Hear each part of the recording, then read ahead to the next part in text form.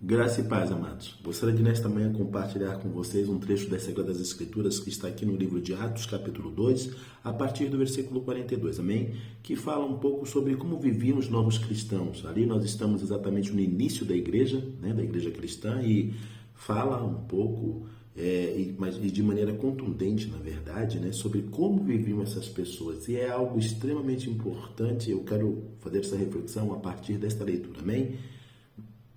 Então, Atos capítulo 2, versículo 42. Eles perseveravam no ensino dos apóstolos e na comunhão, no partir do pão e nas orações.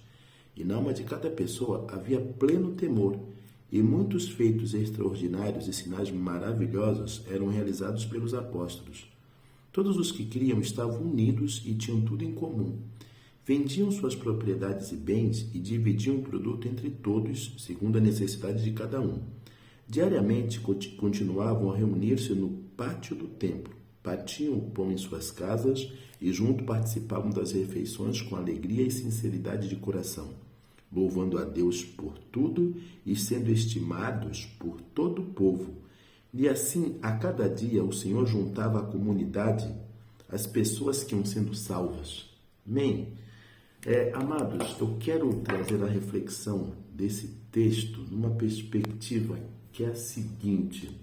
Aqui, nós estamos no início da igreja e aponta para nós como aquelas pessoas viviam. E é tão apaixonante, é tão empolgante e, ao mesmo tempo, é tão surreal para a nossa realidade de hoje, a forma como aquelas pessoas viviam.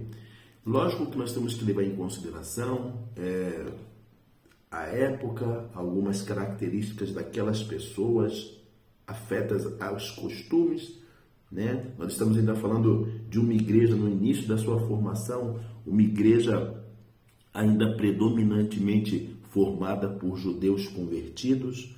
Então, mesmo levando tudo isto em consideração, quando a gente vê aqui alguns aspectos apontados pelo Espírito Santo de Deus, para além das particularidades, para além das peculiaridades daquelas pessoas, daquele perfil de igreja, naquele início da era cristã, para muitíssimo além disso, nós temos aqui também apontado questões fundamentais que a igreja nunca, jamais deveria ter perdido.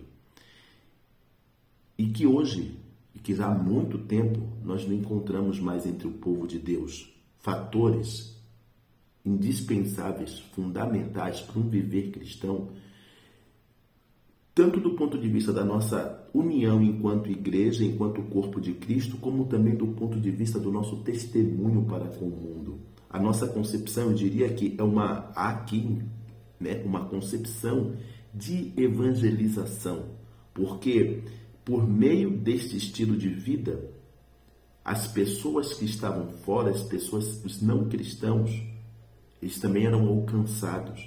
E é em especial nesse aspecto que eu quero conversar com você nesta manhã. Amém? Então, vamos pensar alguns aspectos aqui importantíssimos desse texto. Amém? Eles perseveravam no ensino dos apóstolos, eles estavam ali, aquilo que era ensinado, eles perseveravam na comunhão, no partir do pão e nas orações, ou seja, para além de uma vida de esmero na palavra, na doutrina, para além de haver entre eles este compartilhar, este refletir conjuntamente, este ruminar na palavra de Deus, havia ali uma comunhão no partir do pão, havia uma vida de comunhão e havia uma vida conjunta de orações. Nesse primeiro aspecto, a gente já percebe o quê? Que tudo ali que era feito conjuntamente. As pessoas viviam em unidade, as pessoas viviam em comunhão.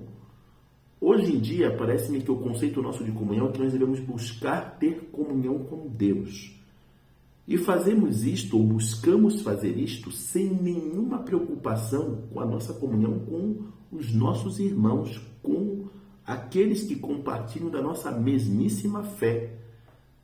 Vivemos em muitos aspectos isolados, vivemos num ostracismo, buscando, né, nessa maneira verticalizada, nossa comunhão com Deus. Contudo, sem comunhão com os irmãos, com aqueles que são o corpo de Cristo conosco. E isto é algo extremamente oposto ao que a gente vê aqui. Para além desta comunhão que havia entre as pessoas, havia também algo fundamental nos dias de hoje que pouquíssimas vezes encontramos, que era essa perseverança ali, né, na doutrina, no ensino. Além da nossa comunhão estar seriamente comprometida, como diz o salmista, quão bom e quão suave é que os irmãos vivem em união. Essa nossa união que tem estado extremamente comprometida, também igualmente está comprometido o nosso zelo, o nosso apreço, a nossa dedicação à palavra de Deus. Então a gente vê esses aspectos tão importantes existentes nesta igreja e que não é por uma questão de época, não é por uma questão de ser uma igreja, em sua grandíssima maioria, naquele momento ainda judaica, porque é característica, é porque é tradição, é porque tem a ver com costumes deste povo. Não. Isso poderia e deveria estar sendo desenvolvido, buscado nos dias de hoje. Isso era para ter sido preservado e a gente vê que isso raramente acontece. Então, é algo que se perdeu e fundamental, e algo que não era para essa época, algo que não era característico deste momento da igreja, era algo para que a igreja tivesse mantido por todos os séculos, e isso não ocorre nos dias de hoje. Vamos continuar nessa leitura. E me parece que as coisas acontecem até como consequência, né? Na alma de cada pessoa havia pleno temor, né? Na alma de cada pessoa havia pleno temor, vivendo nessas condições, a consequência é o temor de Deus. A consequência é o temor de Deus. Vivendo em comunhão, vivendo na doutrina, nesta vida de compartilhamento, nesta vida de troca, nesta vida de preocupação mútua, inegavelmente o temor do Senhor é a consequência. Então, falar dos feitos que eram feitos, né, daquilo que era feito pelos apóstolos, né? E havia temor entre eles. Era uma igreja de sinais.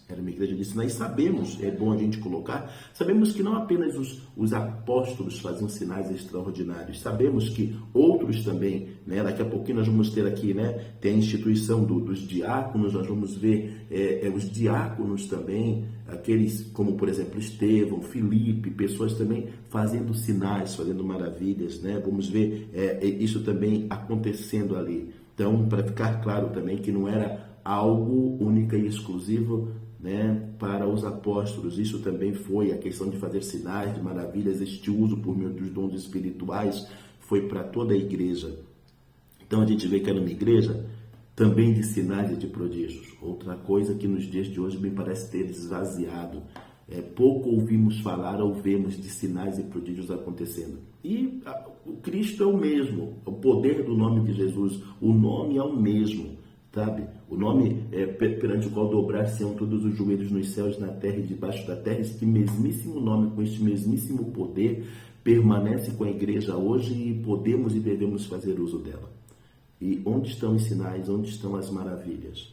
Né? Acontecem inegavelmente, contudo, a gente não vê com essa mesma robustez, a gente não vê com essa mesma frequência e elemento fundamental, porque todos esses são elementos fundamentais de testemunho para além da edificação da igreja, de testemunho para o mundo. Essas coisas têm se perdido. Continuemos. Todos que queriam estavam unidos e tinham tudo em comum.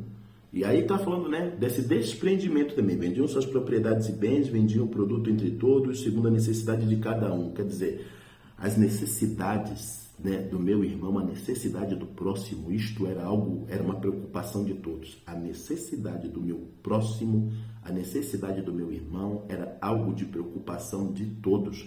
As pessoas vendiam o que tinham, viviam em comum, tinham tudo em comum, né? E as necessidades eram supridas.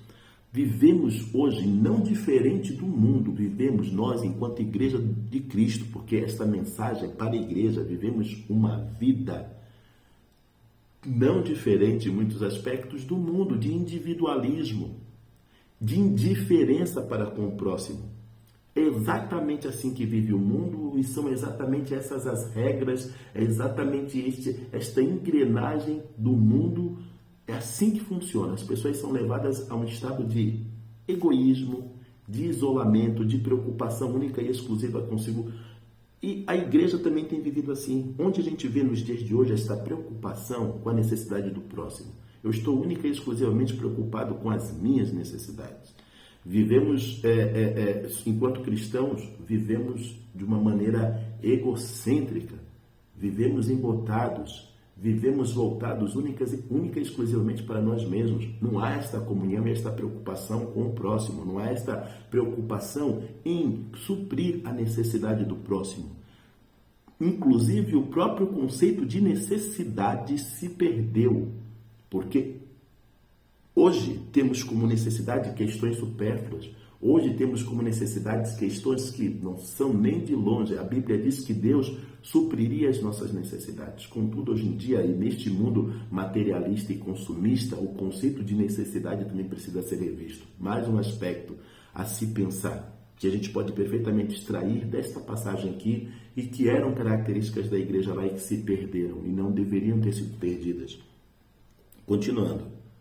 Eles continuavam a se reunir no pátio do templo, partiam o pão em suas casas, participavam das refeições com alegria e sinceridade de coração, louvando a Deus por tudo e sendo estimados por todo o povo. Estimados por todo o povo, amados, como consequência desse modelo de vida. Por que as pessoas eram estimadas por todo o povo? Porque elas viviam um estilo de vida que os demais não viviam. Elas viviam um estilo de vida que se dava na contramão do que o mundo vivia. E o pano de fundo desse estilo de vida, você consegue perceber que é o amor? Essa preocupação, esta comunhão, o pano de fundo disto tudo, a mensagem por trás disto tudo que era passada para o mundo era o amor. O amor, e o amor que é de Deus, e o amor de Deus, este amor que é de Deus, que é uma prática, que não são palavras única e exclusivamente, palavras que se perdem no vento, mas atos, atitudes. Então, essas pessoas, elas acabavam sendo estimadas pelo povo, porque o seu estilo de vida, porque o seu testemunho era um testemunho que encantava, que mostrava a diferença, era uma vida diferente da que aquelas pessoas viviam. E isto trazia para os de fora um encantamento. Isto trazia para os de fora a compreensão que eram diferentes. Então eles eram estimados pelo povo. E o que mais continuou? E assim, a cada dia o Senhor juntava a comunidade, as pessoas que iam sendo salvas. E por meio desse testemunho que estas pessoas presenciavam, Deus, o Senhor acrescentava à comunidade as pessoas que iam sendo salvas.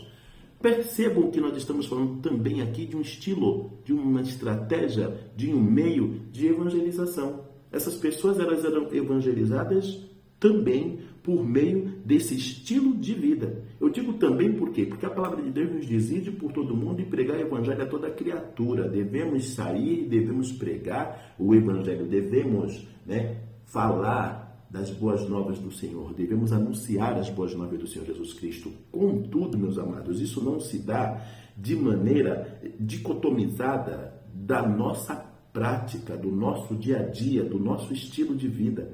O estilo de vida do cristão, que deveria ser esse estilo de vida de comunhão, esse estilo de vida, estar ali vivendo na doutrina do Senhor, um estilo de vida em que, de fato, apontássemos para o mundo que nós somos um corpo em Cristo, individualmente membros deste corpo, mas que nós somos um corpo que vive em perfeita harmonia. Isto é um modelo de evangelização, um meio de evangelizarmos, um meio de trazermos as pessoas para Cristo, queremos de puxar essas pessoas para Cristo, porque percebam, tudo isso se dá na contramão do mundo que se tem aí fora. E isto apontava para Cristo, para o amor de Deus, e isso era um modo de evangelização. Por meio disso, o Senhor ia acrescentando à comunidade aquelas pessoas que iam sendo salvas. É um outro estilo de vida que se faz necessário olharmos, porque nós não vivemos esse estilo de vida hoje em dia, longe disso, vivemos igual ao mundo. E com isso deixamos de dar um testemunho, com isso deixamos de trazer mais pessoas para Cristo. Com isso estamos nos esvaziando, com isso estamos deixando de anunciar as boas novas do Senhor por meio de nosso estilo de vida. Que possamos refletir sobre isso, amém?